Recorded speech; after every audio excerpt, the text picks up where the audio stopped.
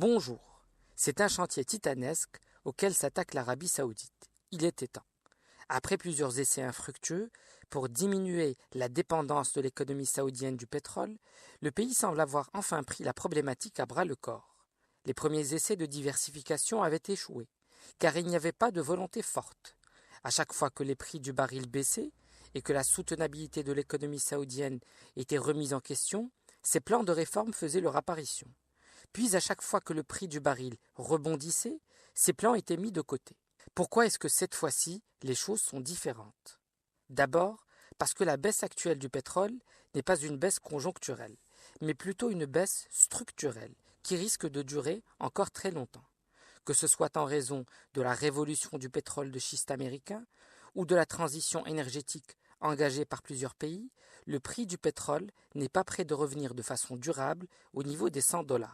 De plus, comme 70% de la population saoudienne a moins de 30 ans, il va y avoir d'ici 2030 une pression très forte sur le marché de l'emploi.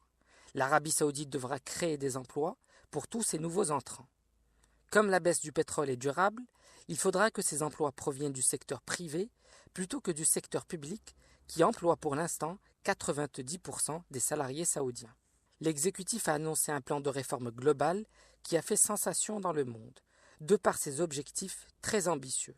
Réussir à transformer l'économie saoudienne en 15 ans, d'ici 2030, et à la rendre indépendante du pétrole d'ici à peine 4 ans, c'est-à-dire en 2020.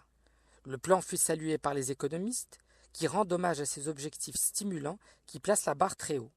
Cependant, la durée prévue pourrait être trop courte.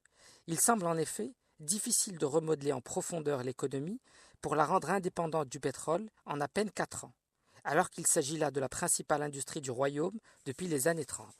Il faudra sans aucun doute plus de temps pour mener à bien des réformes structurelles aussi importantes, des réformes qui vont dans la bonne direction.